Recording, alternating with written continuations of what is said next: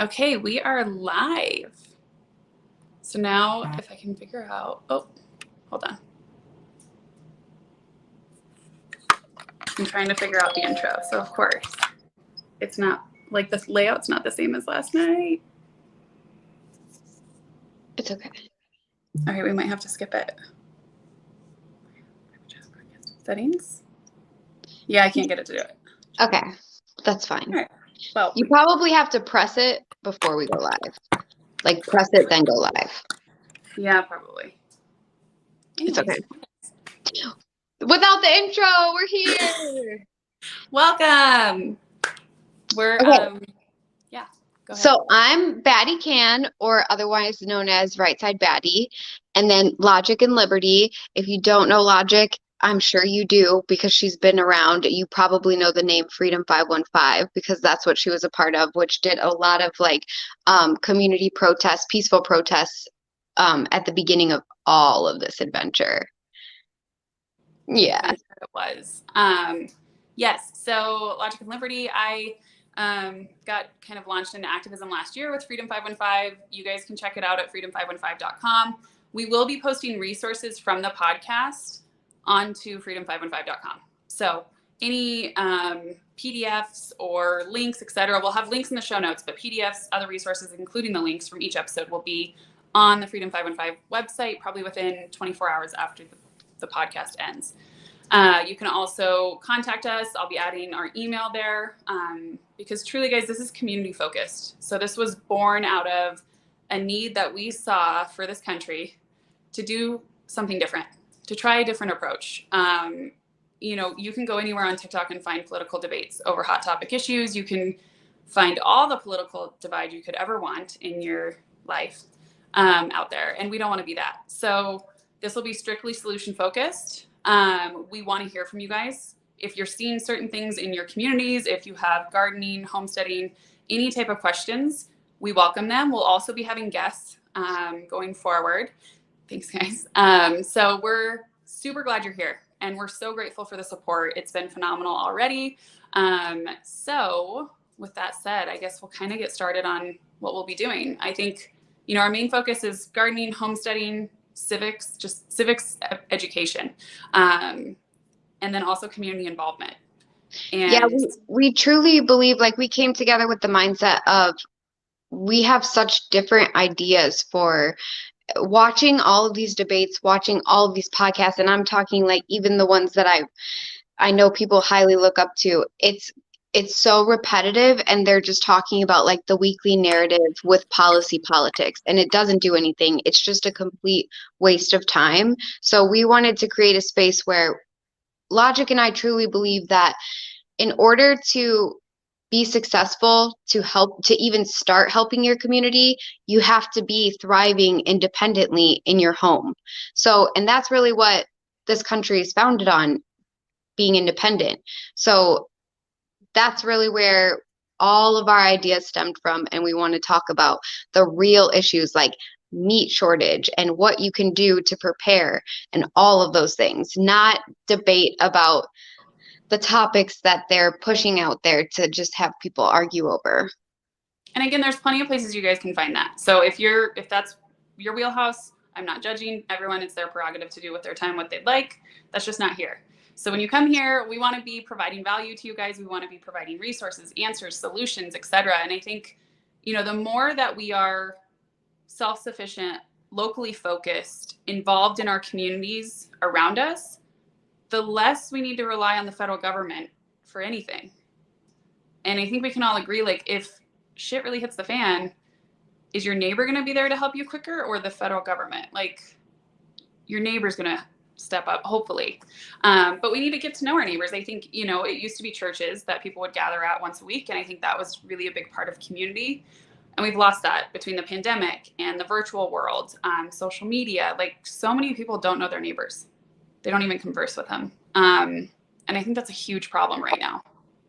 It is. And we talked about too when we were brainstorming all of this, just the idea behind how you date on apps, you grocery shop on apps, you do all of the things that you need on an app. And society right now is here. It's on the internet. So unfortunately, whether you want to look at people as and kind of throw a jab at them and be like, oh, your entire life's on the internet, everyone's is. Everything, you could rob a person more by stealing their cellular device than robbing their actual home. So that's really what it is. And we have this button to stay away and to check each other whenever we start getting political, because that's not what's going to happen here. And it's habit. So I'm very passionate about politics. So don't get me wrong. It's not that I'm not interested or I'm not passionate. I want to be part of the change and the solution and making a great impact. So that's what we'll be doing here.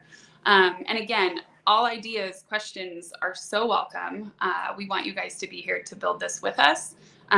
We don't want to just be up here monologuing and boring you to death. I think, when we discussed launching this, I think both of us agreed we're not doing this unless we're bringing value, unless it's actually bringing value to you guys. And so that's what we'll be driven by. I think that'll be top of mind in everything we do with this podcast. So, bullet point 1. All right. So let's chat about blight, because you brought this to my attention because I actually haven't dealt with it in my garden yet. Yeah. So about a week ago, and I think Canceled, if you follow her on TikTok or the Sisterhood page, Canceled had posted a video where the entire store was covered with blight. And for a retail supplier to be putting out that product, for one, is wrong. But it's just so common with us being on Garden Talk now to see how many people are being hit with blight issues, and it makes you start to wonder. And then you start to really look at all the components of what people are using to garden and their obstacles, and did they put soil in the ground? Did they plant from seed? Did all of those components. And there's a lot of people that used their own seed from the year prior, and they're still having blight issues, but with soil that they purchased. And I was just talking about this, but whenever the same suppliers make the soil that make the plants. So if you didn't seed and you actually bought plants just like I did, no shame in that because I got busy, that soil is essentially what they're packing those plants with. And it's not going to show up in the plant right away because it's like a virus, it's kind of storming in that plant's body, and it's going to start off as just stunting its growth. And that's what a lot of people are dealing with right now. And then when their plants start to get a little bit bigger, they start to yellow. And then boom, the blight hits. And it really happened to a lot of us with the heat wave. But there's so many things to that you can even take that on a larger scale of if a company did that purposefully and they were doing it against us, just like this meat shortage and 10,000 cattle dying and people questioning why they're lying to us about it in the media, because it just can't be true and transparent the way that they're not putting out the company's name and things like that. It just seems shady. They haven't said anything, but these huge people or these huge companies that have large nurseries have basically sued, and their entire crop is gone, and they're still keeping it hush hush.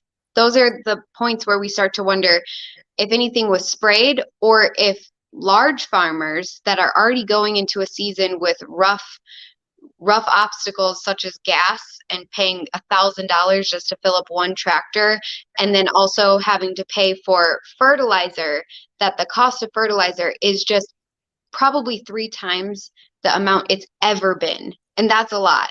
And then you think about the harvest, because you're not seeing those prices now. You're going to see them in the fall when people start to harvest, and you think meat is expensive now, but if there's a shortage or a crop shortage, then it's going to go up to where you're paying $22 a chicken per pound.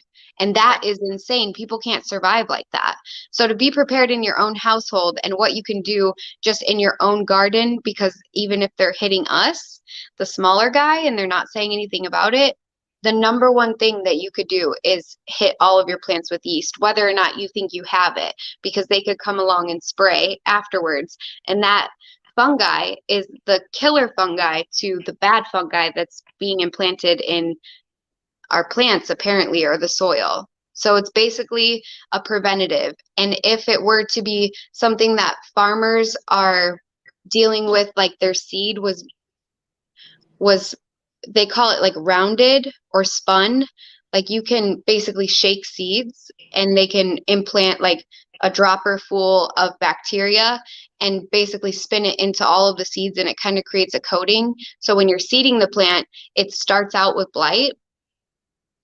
The one thing that I think is kind of crazy is if farmers were to say we're not going to buy the fertilizer because they're already making us pay way too much for it, and they go to their local bakery or something like that and they get brewer's yeast and spray their entire crop with that. That would save them money and their entire harvest if that was the situation. I know potato farmers have already been dealing with blight. Whole fields are gone. So people are asking, and I honestly, it's perfect because a little background, like Batty grew up on a farm. I grew up in like a city. So I am new to this whole garden thing. We're getting ducks next week. And so I think this is a perfect like balance because I don't know anything about yeast. So it's like what form do you buy it in? What mixture do you need to do? How often do you do it? Like break down the basics. And we'll also put a link for sure in the show notes and then on Freedom 515, just, an article or instructions. Okay, so anything that you do based off of this recipe, you're going to have to measure out the math on how you would adjust it.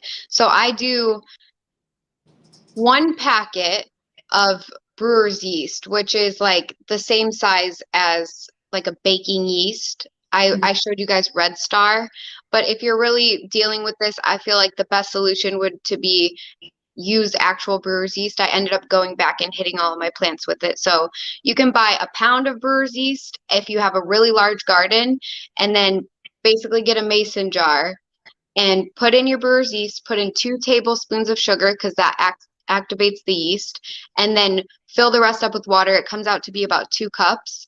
Let that sit until you see like a foam on the top of the glass, and then mix it, dump it in with 2 gallons of water, and then you just take that solution and you cup out 1 pint per plant. Okay. That makes sense. And I think what's important here too is even like I would consider myself a novice gardener. Watch your plants. Be looking at your plants. Like I am battling bunnies like crazy. And if I hadn't addressed it quickly, I'd be losing a ton of vegetables. And that's time, guys. That's time that you can't get back as far as how long it takes. Especially in Colorado, we have a pretty short harvest window.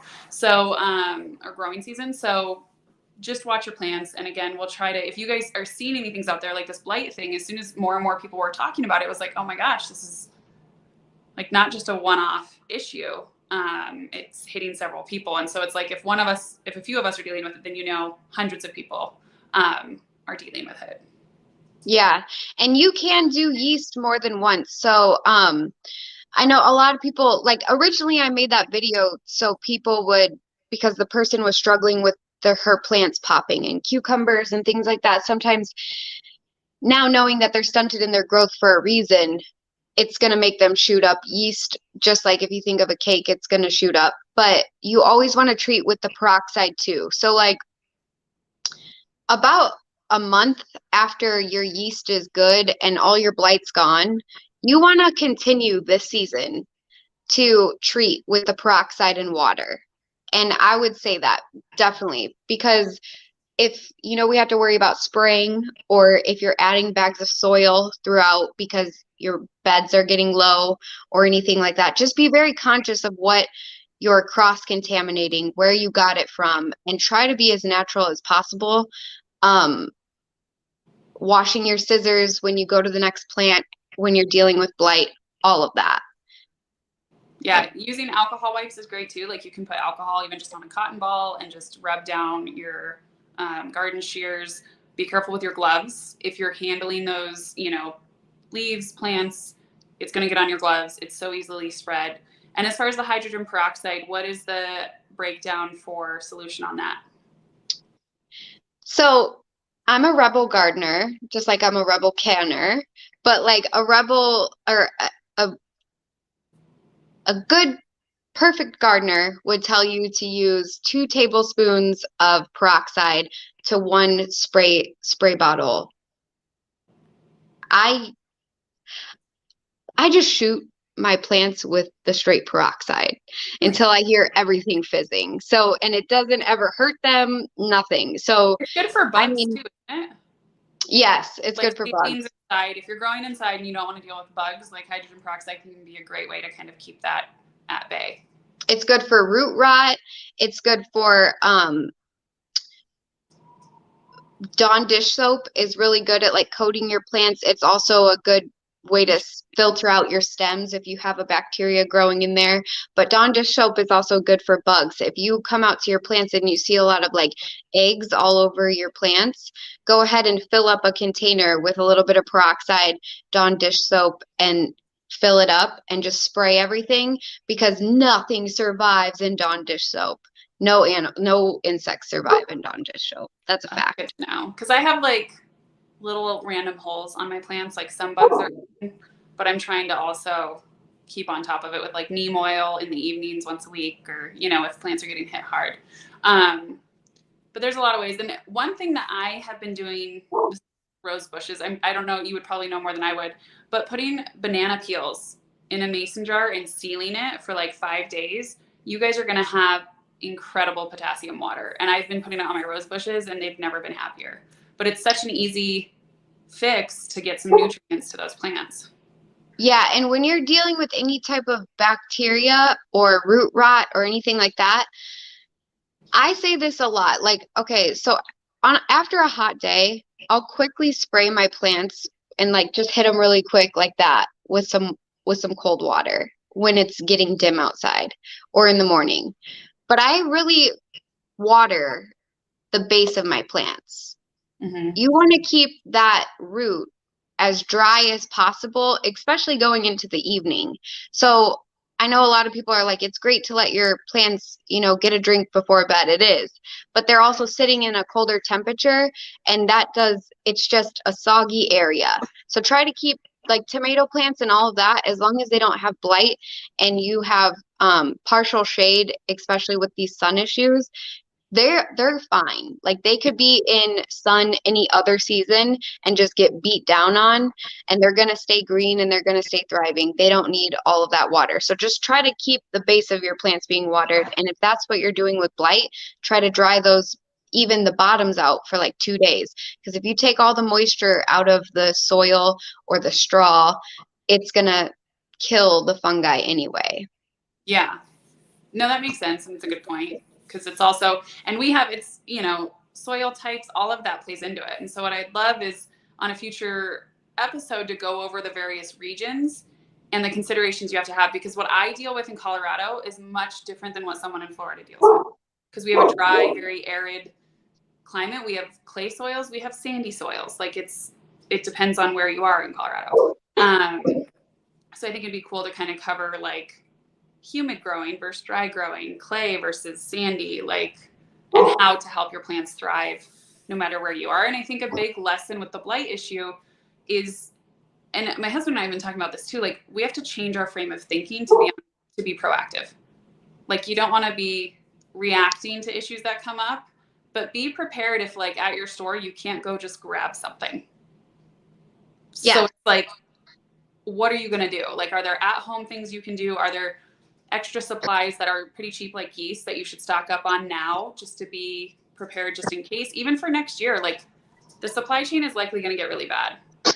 The crazy thing is too, I'm so sorry my son's doing that, but the crazy thing is too, is like my yeast, I buy so much of it at once, and like I go through phases of baking bread and stuff like that. So I know I always have expired yeast. Always. I never throw it away because it goes into the expired yeast thing for my garden. I've never used yeast, so I don't even know like.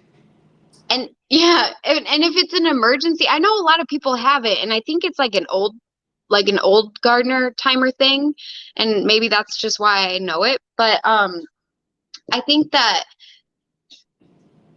yeast, hold on, I lost my train of thought.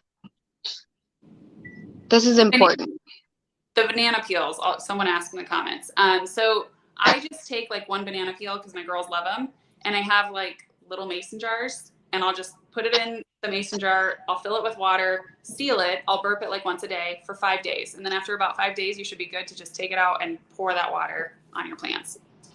Okay, so with the yeast, even if it's an emergency and you can't remember the recipe, it is better to take a packet of dry yeast and put like quarters of it onto 4 plants and just hit it with water. So as long as you're getting the yeast on there, like screw the activation, screw the amount of water, it's fine. You know what I mean? Like if you over yeast it, it's gonna take off. I'm not joking. So like That's good to know. Yeah, that's the only worry. And another thing, like people, if you eat a lot of eggs, keep those eggshells. You can toss them in the oven for like 20 minutes, crush them up, and put those around the base of your plants. They will be so happy. And like a friend was telling me what he does, and I didn't even think about this, but he'll just put the shells, not like he doesn't bake them, he just puts them at the base of the plant because the pointiness of the eggshells keeps the bugs away. I never thought about it for that, but I do use eggshells. I have them like in the freezer, and I've never thought about like they basically get sharp, is what you're saying. We just lost power. No way. Okay. So I'm here still. Why do you have bad weather? Yeah, we have like a crazy thunderstorm that came in. Oh. I've lost power twice in this house in 2.5 years that I've lived here. So go figure. Let there be light. Everybody comment that really quick. We'll see if we can get our power back on. Let's go. I was like, oh crap. So keep talking. I'm going to go talk about any other like household fertilizers or whatever you can use. I'm going to go grab a candle so people can actually see me. Okay. So other household fertilizers that you can use. We have the grass mix that I showed you. Molasses soaking in water is the same way. Molasses is really good.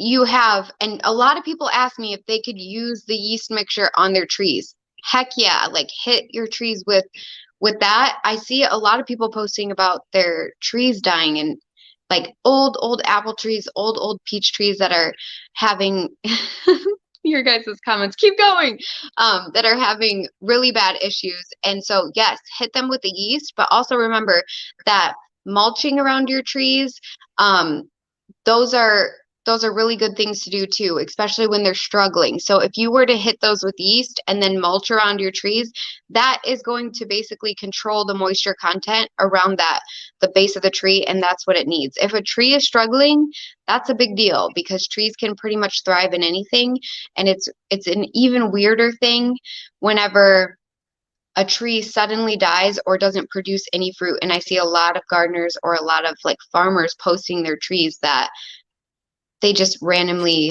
they've been fruiting forever and now they're not. I don't know why, but I'm telling you, it's like the spray or something in the soil. I put down on my bullet point, and I'll do it while she's gone, but I just wanted to thank everybody. We just wanted to thank everybody for coming onto the episode tonight. Let there be light. I told you I would show up. I was like, I could just do this and just be like super creepy. Yeah, but it's good. I'll try this. Don't mind me, guys. We're just kind of. But I would say we wanted to thank everybody. Like, we did not think that we were going to come on tonight's episode. And even though there's not 200 people watching, 27 is amazing. And like, it's our first episode ever. And we just want to thank you guys for the support. Especially because hanging in there with the power outage. So, yeah, I think it adds pizzazz. Yeah, it's just obviously we're making an impact somewhere. Yeah. They're trying to shut us down, y'all. That was part of what I was saying about thank you for the 200 subscribers already before we even did our first episode, because we're dealing with some pretty weird censorship issues. Yeah. It's weird. Like we can't, I can't tag the page. I wasn't even able to search the tag for the page or search the account for like the first 24 hours. Someone dealt with some censorship issues earlier, and like I had pinned comments and they didn't show up, and I couldn't figure out why they weren't showing up. So I basically deleted them and reposted them without tagging the Brace for Impact TikTok page, and it posted. So I don't know, it's weird. And every video kind of kicks off for an hour and then just stops. But we're just going to work through it. And, 200 is amazing for our first episode. Like, we couldn't even ask for, I didn't even know if we were going to get 20, to be honest. What is I that? know. So, that was lightning. Oh. I'm okay. Well, okay. So topic 3 was talking about ducks. So my husband and I are getting 6 ducklings next week. And so I just wanted to, I'll take y'all on that adventure with me. I've never owned ducks. I have no experience with chickens. We got ducks over chickens because ducks are hardier, especially with cold weather that we deal with in Colorado. They're, you deal with less disease and just ailments. And also they're still great layers. Their eggs are larger and more nutritious. Apparently they're really good for baking. So we have a duck run that we've built with a little duck pond. We're trying to figure out how we're going to keep the hawks out and all of that. I've got to get the brooder and the little heat lamp. So it's going to be an experience. But I'll share that with you guys. And, I'd love to hear more from people who have chickens and any tips that they have. And I think the biggest thing is a lot of this stuff, including gardening, is super intimidating. But honestly, you just have to jump. Just start. Like, you kill a plant. Okay. Like, you'll figure it out. But it's so important to get started, especially with what we're going to be facing this fall and winter. Yeah. And you talked about like how some of your plants are getting bit up or they're moths biting them. It's okay. Mine have that too. Mine always do, every single year. Like, I don't ever go a year without not having some type of bite mark on my plants or whatever. Like, you see these people that have perfect gardens, and it's because they most of the time screen them in, or they're in an area that is like they have actually set up for insects because their garden is like their life. That's all they do. We have jobs. I mean, I don't get me wrong, but most people have jobs. They're working, they have a garden. They don't get to just put their straw hat on every day and go sit out there like I do. Like, I'm obsessed. I go out there. I mean, I almost got taken out by a bee today for my garden, but normal people are doing this, and it's not like you have to be out there 24/7. If your weeds get tall, if you get sick and it gets a little out of hand, everyone's does. Like, don't put this. Some of the people on Garden Talk, this is what I really wanted to say. Some of the people on Garden Talk just make expectations that are unrealistic. You know what I'm saying? Yeah. And it's like they romanticize it. And it is like, oh my gosh, this lighting's not. If you guys just joined, I lost power. I'm not doing this I feel like I'm like creepy camp horror storytelling. So anyways, it's an adventure, and you're going to deal with rodents. And each year you're going to probably have a different pest, like a different something. Like, I saw one lady who has voles. Like, literally they come up and just snap the entire snap pea plant down. So it happens, and it's going to happen, and you just have to keep going. And, I agree, canceled. It is totally a vibe, not unintended vibe, but we're here, we're doing it. So it's just do it. Again, I did not have a green thumb. I still don't know that I have a green thumb.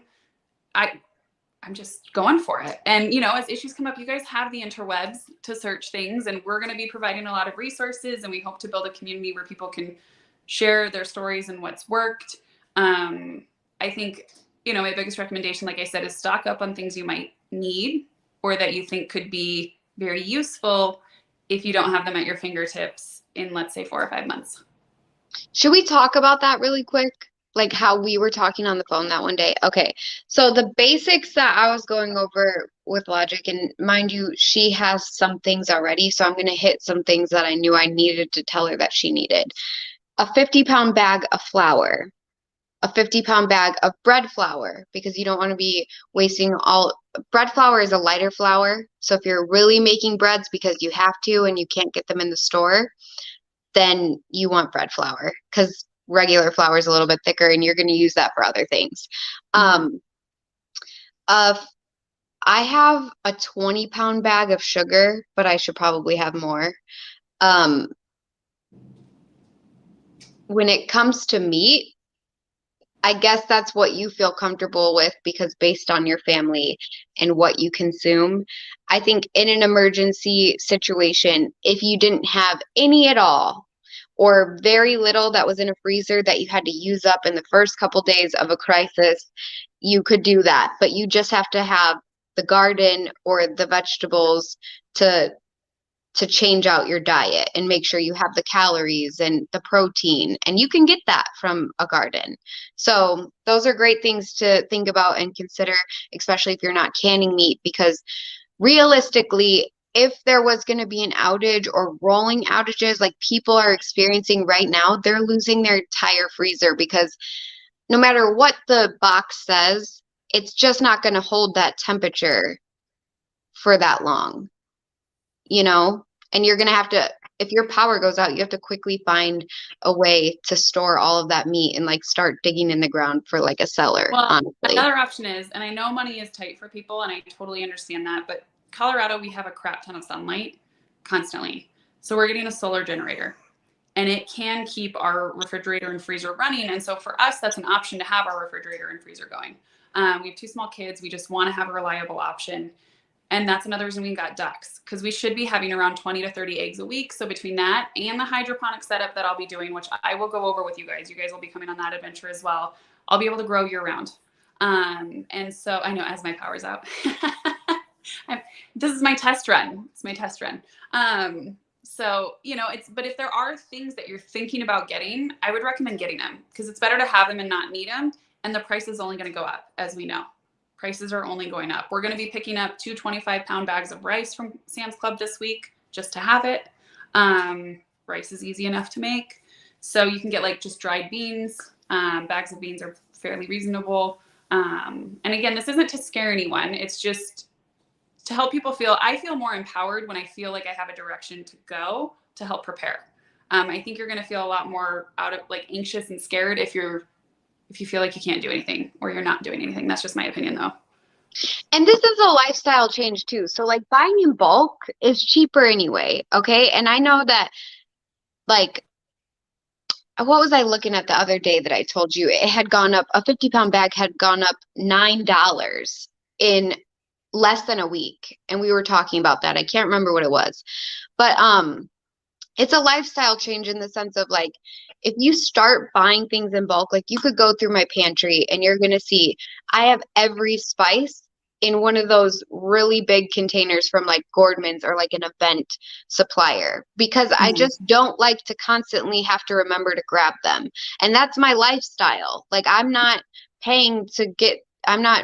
constantly going to the store to purchase those things. So when you kind of shift into prepping, I don't like to call it prepping, because like I truly believe that everything's going to be okay, and I know that there's going to be struggle and all of that, but I'm going to be okay. My immediate family is going to be okay because I'm okay, and I'm able to help my community.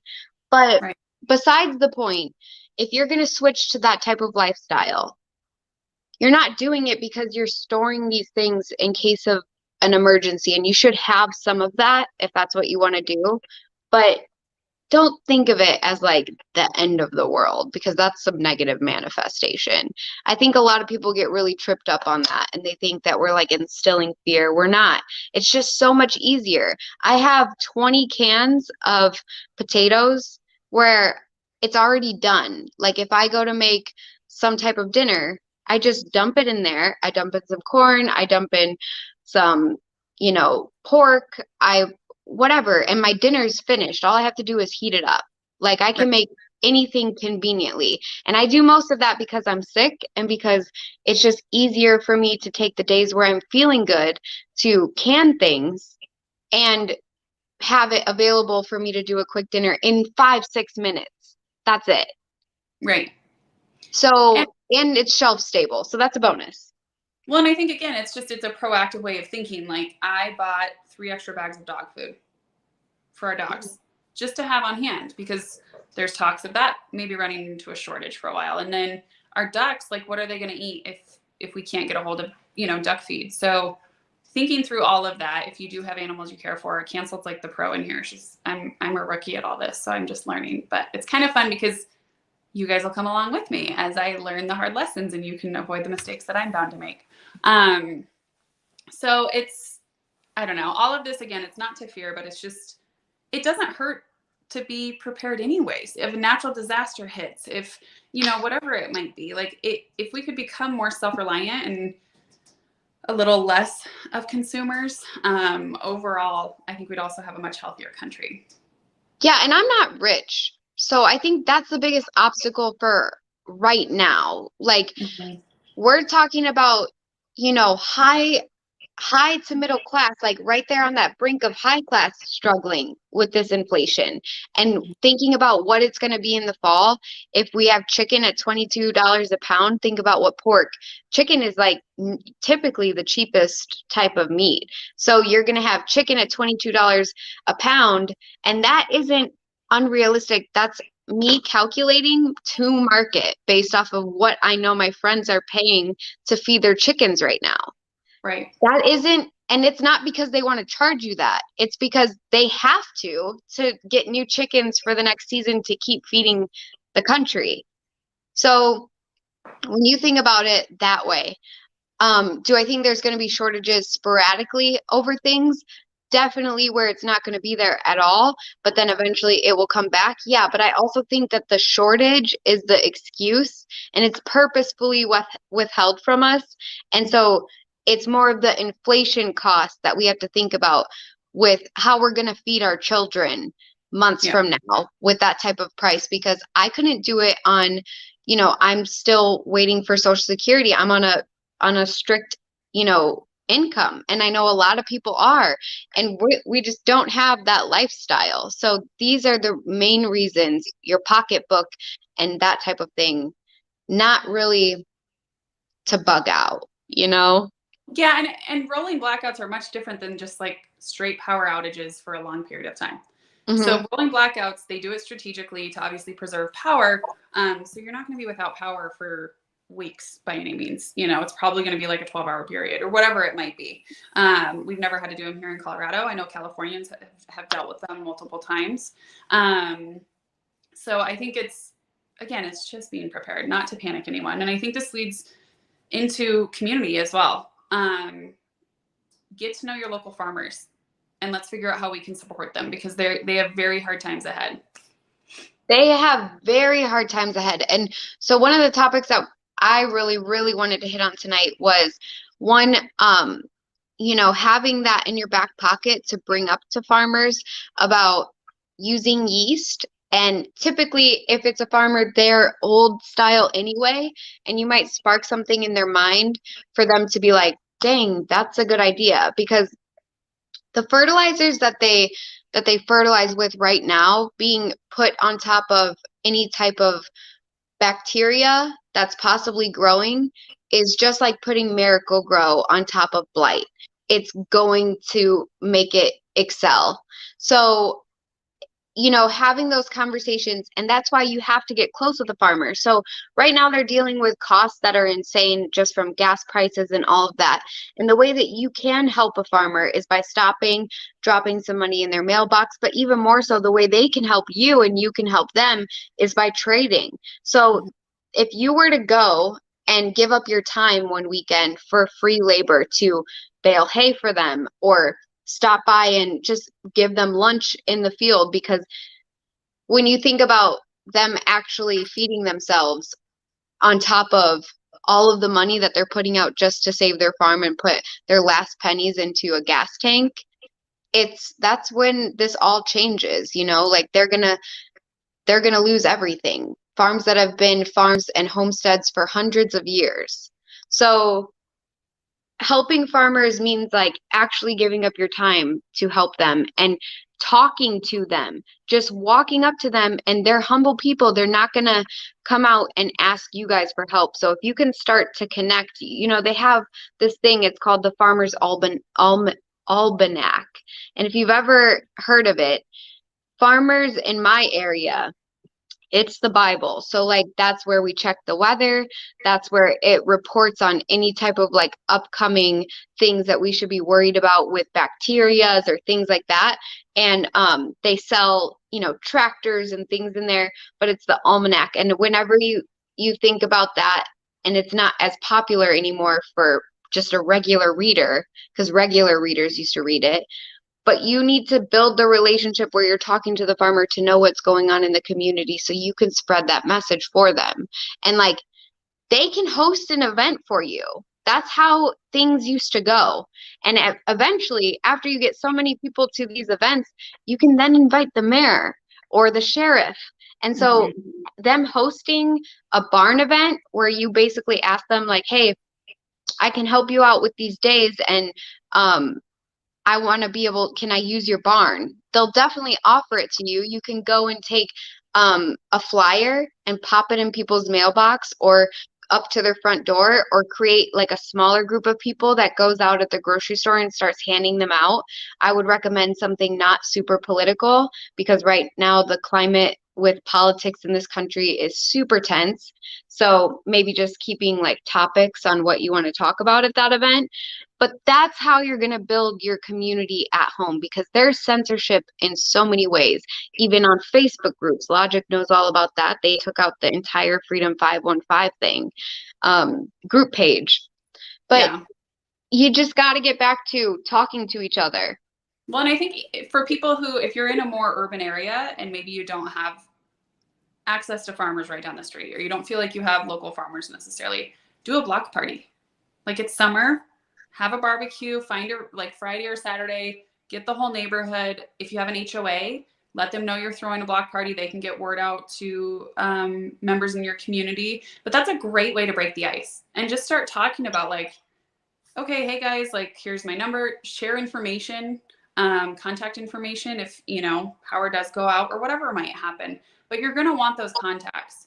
And again, I think it's getting back to that human connection, because it's much harder to completely disregard or dehumanize someone that you are talking to in person, or that you have a personal connection with. Like there's someone that maybe I don't agree with politically, but I have a heck of a time like golfing with them. I don't care about their politics. Like we can just not talk about politics.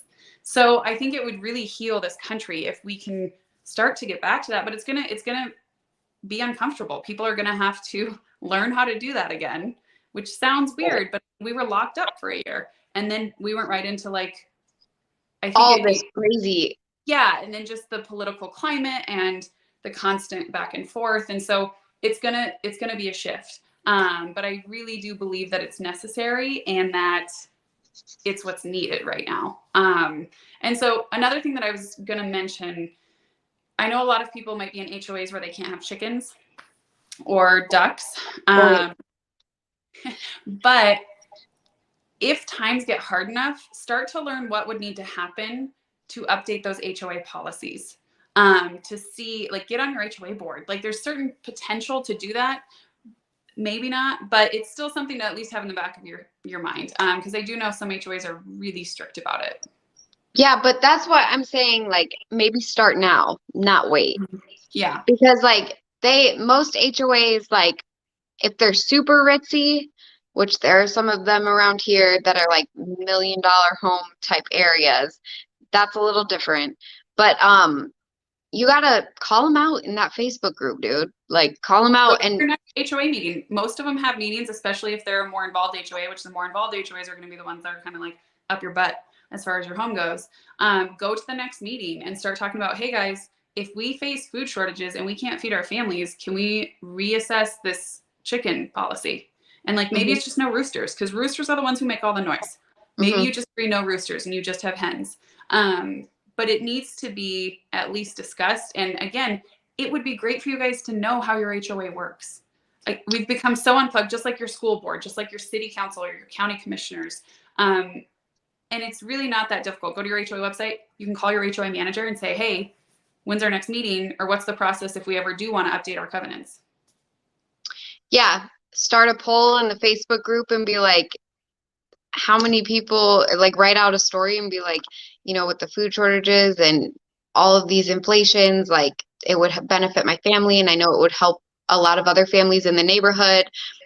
Can we vote on this type thing, or can we vote on voting on it? But Like, also be willing to negotiate with your HOA, especially if you're in one that's really strict. You guys can, if enough people come together and the majority wants change, you can negotiate with them and be like, an extra $20 a month on your HOA fees, and be cool, like $20. You know what I mean? Yeah, 100%. So just start thinking through those things. And I mean, I would just, as much as you can, start growing. So if you are interested in doing hydroponic setup this fall or winter, go get those supplies. Go now, because if you wait even a week, like I just did like a fast food drive-through the other day. I was blown away by the cost now. Blown away. Like, for one person, you're looking at like $10 to $15. That's insane. Like, what? Wait a minute. So, yeah, there you go. Like, cancel said, hey, Major, stop. Your dog made my dog bark. Major, stop. Major. Oh God, another one. Shush. Anyways, power outage, dogs barking, it's all a thing.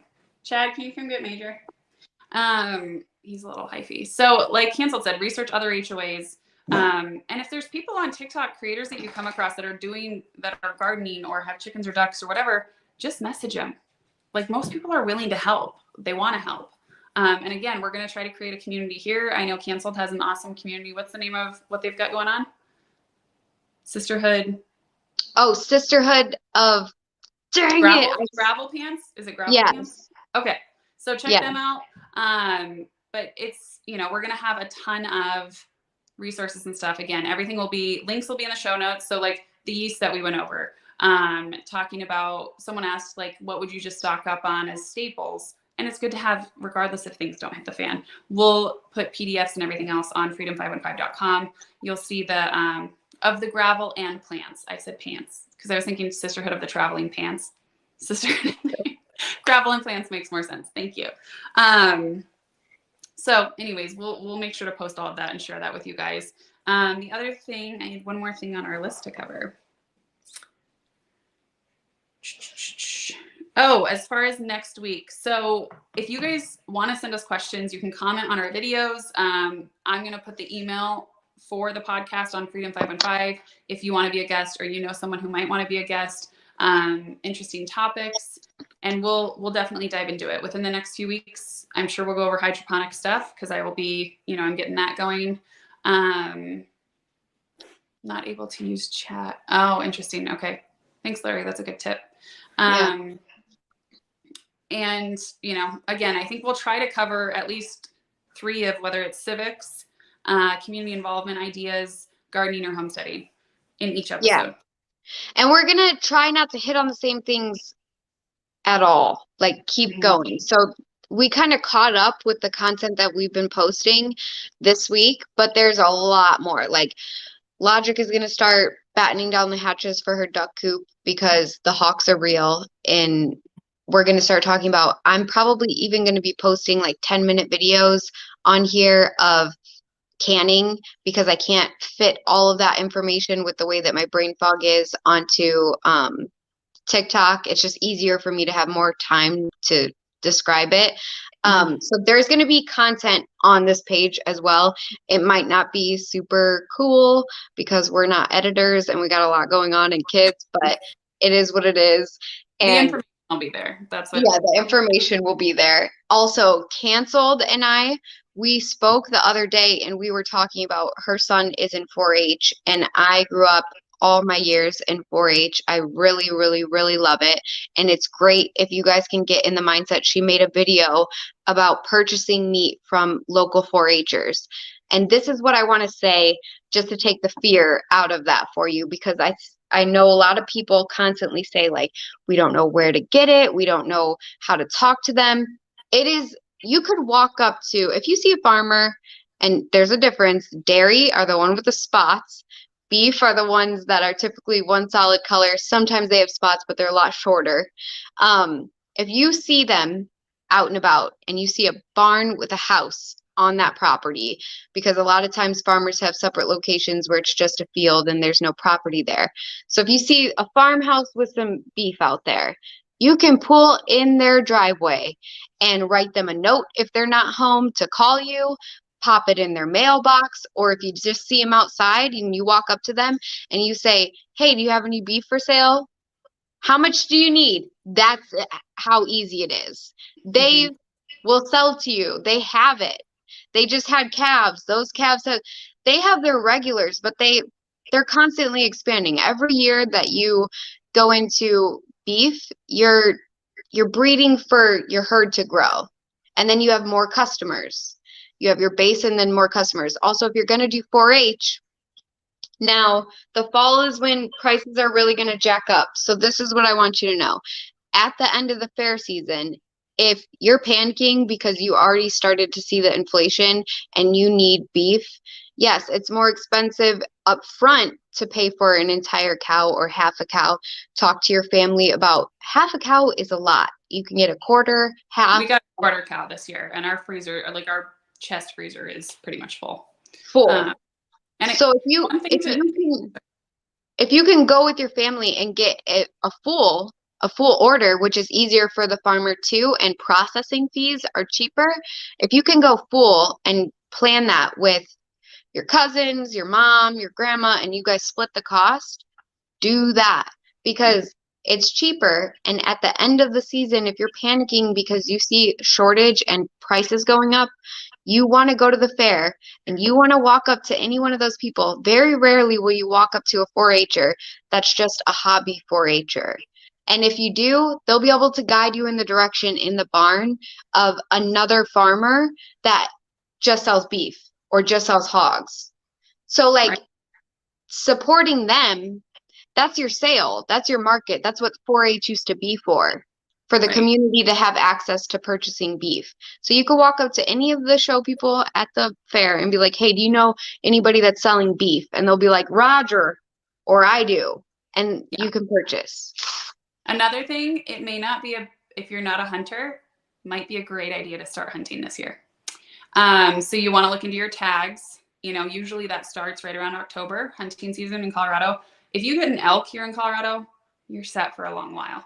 And you know, I know that ammo's expensive. I know that fuel's expensive, but if you look at being able to like pull down even just, you know, deer, whatever it is, even if you go goose hunting, like it's still something, guys. And it's just thinking outside of the box because we're spoiled as Americans.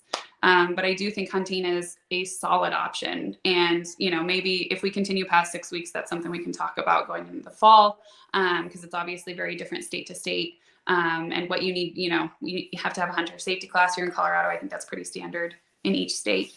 But hunting's a great option. I'm a rebel hunter.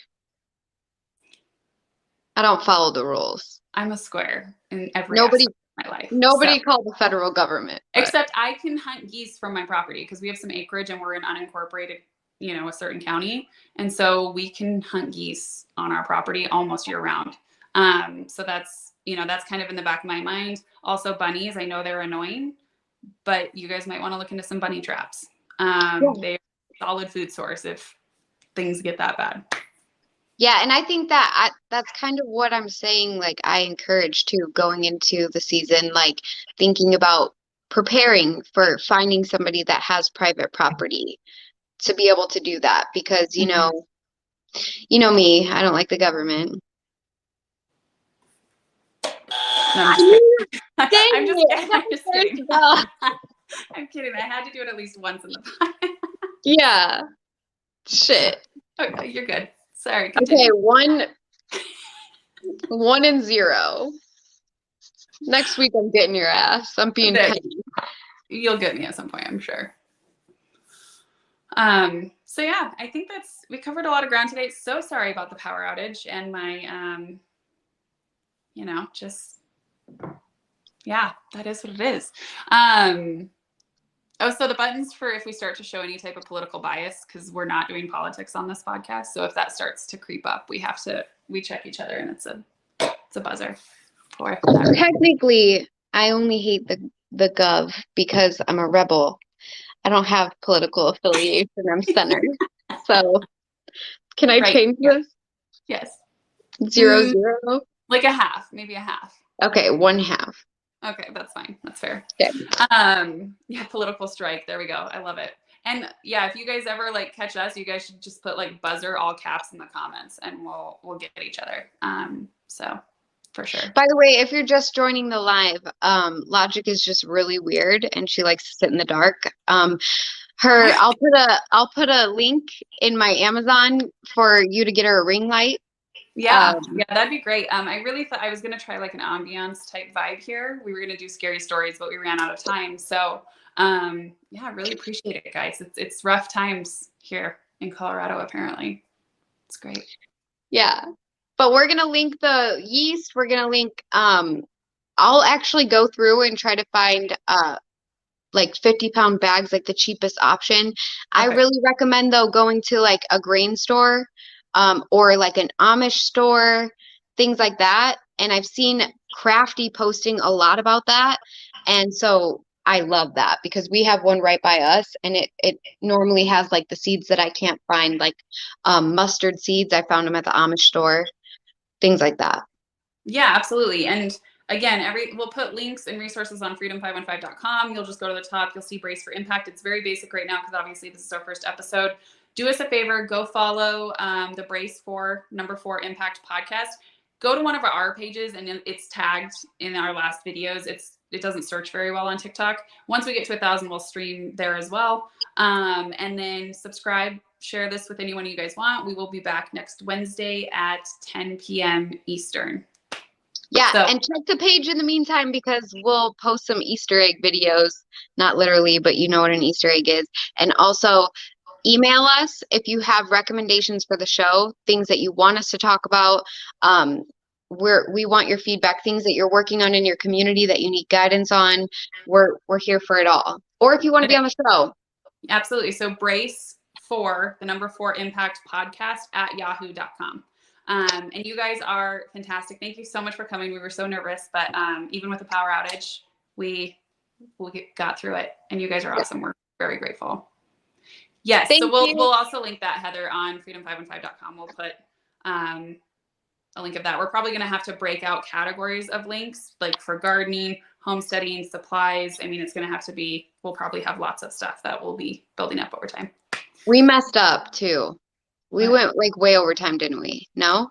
I think an hour is fine. It's just, we'll have to probably keep the content part of it to 45 minutes if we want to do Q&A at the end of future episodes. We forgot to talk about the Telegram. So in the comment section right now, if you want a Telegram channel,